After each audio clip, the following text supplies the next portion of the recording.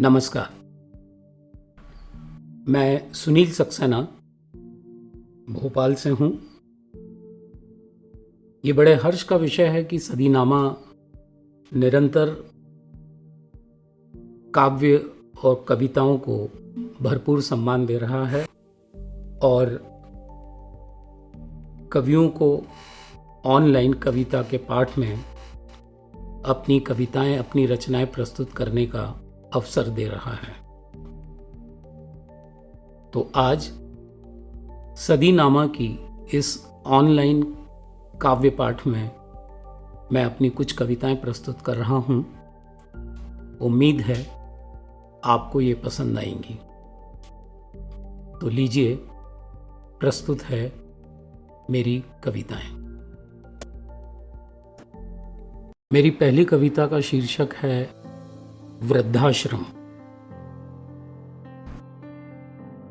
बचपन में मैं जब भी बनाता था मिट्टी के घरौंदे, माँ बाबूजी का एक कमरा जरूर होता था।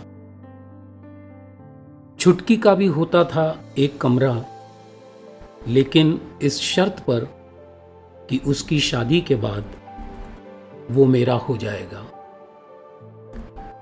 आज मेरा अपना मकान है पक्का। मैं ढूंढता हूं माँ बाबूजी का कमरा जो कहीं गुम हो गया है। मेरा बेडरूम अब पहले से बड़ा हो गया है। छुटकी का कमरा मेरे बच्चों का स्टडी रूम हो गया है। कल मेरे बच्चे बना रहे थे कंप्यूटर पर अपने सपनों का आशियाना। मैं ढूंढ रहा था अपना कमरा जो कहीं गुम हो गया है। हाँ, मेरे घर के सामने एक वृद्धाश्रम खुल गया है। मेरी दूसरी कविता का शीर्षक है सवाल।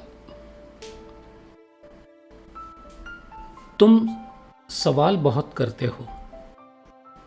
उस रात भी मेरे बालों में उलझे हुए झुमके को निकालते हुए, मेरे कानों में फुसफुसाते हुए तुमने एक सवाल किया था। उसका जवाब पल रहा है मेरी कोख में।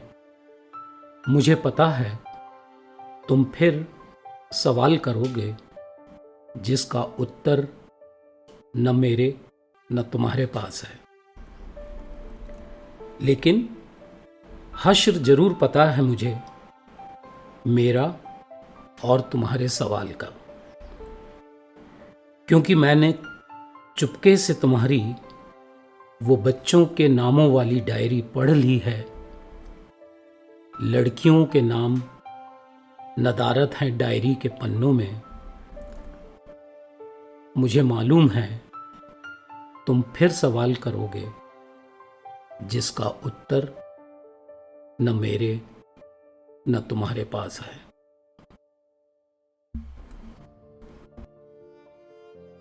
मेरी अगली कविता का शीर्षक है पितृ छाया। उनका मिजाज था सख्त, बिल्कुल श्रीफल की तरह, पर भीतर से एकदम नरम और मीठे। उनकी छड़ी थी कड़ी, जिसने हथेली पर कई मर्तबा उकेरी थीं अनगिनत रेखाएं, जिनसे बदल गई मेरे जीवन की दिशाएं, जीवन के लक्ष्य। उनकी आवाज थी रौबीली, गर्जना से छा जाता था सारे घर में सुई पटक सन्नाटा।